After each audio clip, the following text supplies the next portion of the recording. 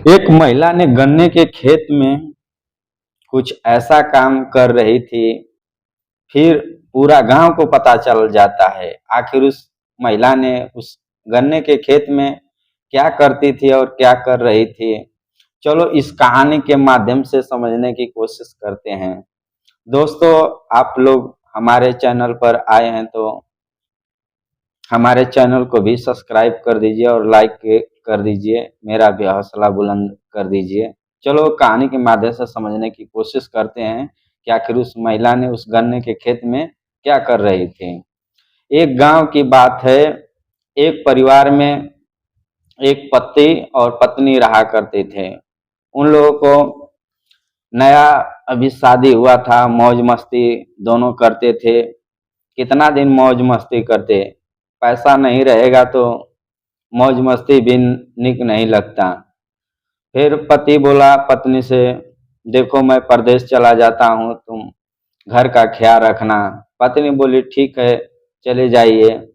वो अगले दिन सुबह दीपक गाड़ी धर कर चला जाता है परदेश कमाने के लिए, और महिला घर में अकेली रहने लगती है। नई नई थी अभी, इसका भी मन नहीं लग रहा था। पति भी चला गया था परदेश। फिर क्या, इसको अकेलापन महसूस होने लगता है। पति के वो मीठी मीठी बातें जो उसके साथ करता था वो याद आने लगती है। फिर एक दिन पड़ोसन में इसकी एक सहेली से मुलाकात होती है और वो दोनों सहेली बन जाती हैं और दोनों आपस में बात करने लगती हैं। लेकिन महिला ही थी तो इन दोनों का क्या होता, इसका, दीपक की पत्नी का। फिर एक दिन इसका घर का बिजली का जो तार होता है दोस्तों, उसमें बोर्ड होता है, वो बोर्ड बिगड़ गया था। वो बोर्ड किसी को सोच रहे थे किसको मोहल्ले से बुला ले।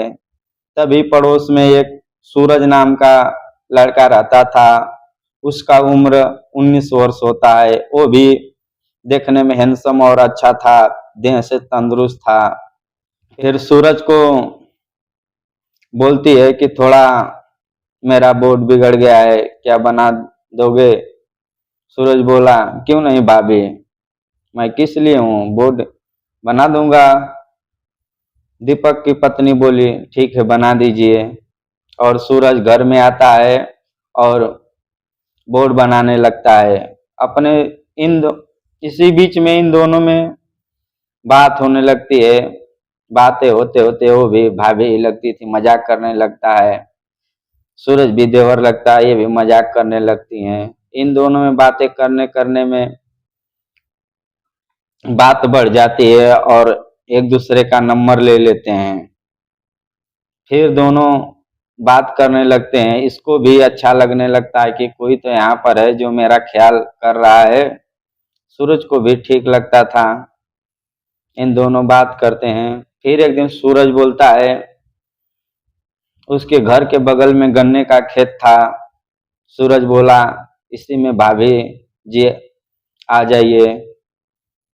दीपक की पत्नी नेहा नेहा भी उस गन्ने के खेत में चली जाती है। और सूरज तो पहले से ही गन्ने के खेत में बैठकर इंतजार कर रहा था कि नेहा कब आएगी।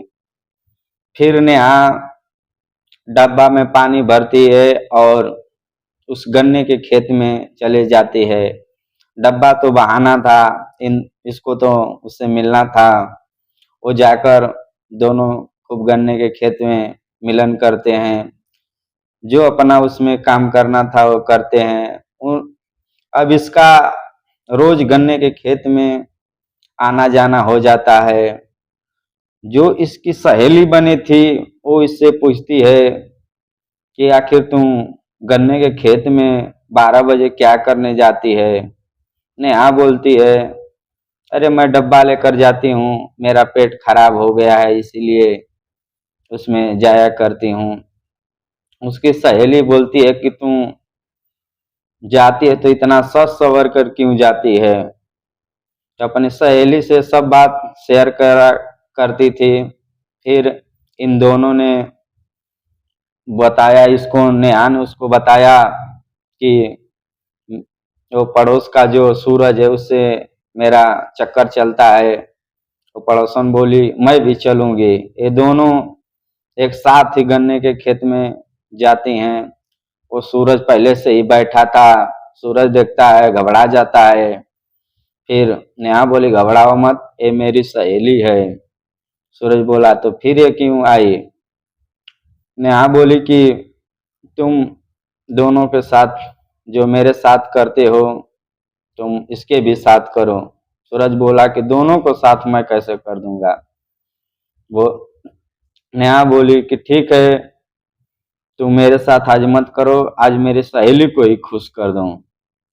सूरज बोला ठीक है।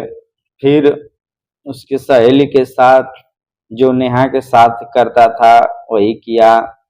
और फिर वो दोनों अपने घर को चली आती हैं और सूरज जाने से पहले उन दोनों को बोला था कि आज के बाद अगर आना भी होगा तो अकेली अकेली आना, तुम दोनों मत आना, मैं अकेला क्या कर सकता।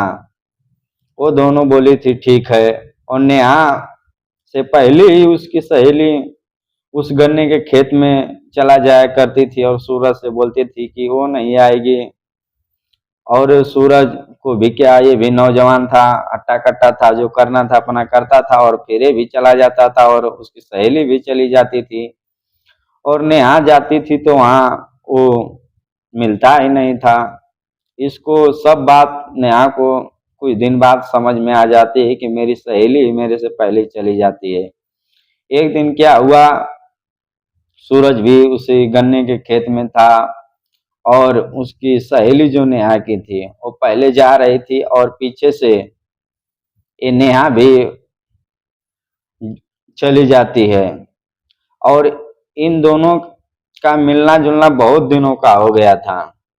और कुछ गांव के लोग थे, उन लोगों को धीरे धीरे समझ में आ रहा था कि आखिर ये दोनों औरत जाती क्यों है। और एक जाती थी फिर दोनों जाने लगे। फिर जब ये दोनों गई थी उसके पीछे से जाकर गन्ने के खेत में उन दोनों को रंगे हाथ पकड़ लेते हैं और बहुत मारते हैं। सूरज को बोलते हैं कि यही काम कर रहा है। और इन दोनों को पति को फोन कर दिया जाता है कि तुम्हारी पत्नी ऐसे काम कर रही है। फिर उन दोनों औरतों के पति घर पे आते हैं और उन दोनों को बहुत मारते हैं और पुलिस को भी फोन कर दिया जाता है। और सूरज को भी पुलिस ले जाकर मारती है और समझाती है कि ऐसा काम नहीं करना चाहिए। फिर इन दोनों को मारती है और दोनों लेकर अपने शहर की ओर चले जाते हैं अपने पत्नी को। तो बहुत से लड़के अपनी पत्नी को घर छोड़कर परदेश कमाने जाते हैं। लेकिन कुछ महिलाएं ऐसा काम करने लगती हैं और पता चलने के बाद कभी तो ड्राम में भी पैक करवा देती हैं अपने लवर से। दोस्तों, इस कहानी से यही संदेश देना चाहता हूँ कि अपनी पत्नी चाहे किसी का भी ख्याल रखें। जय हिंद, जय भारत।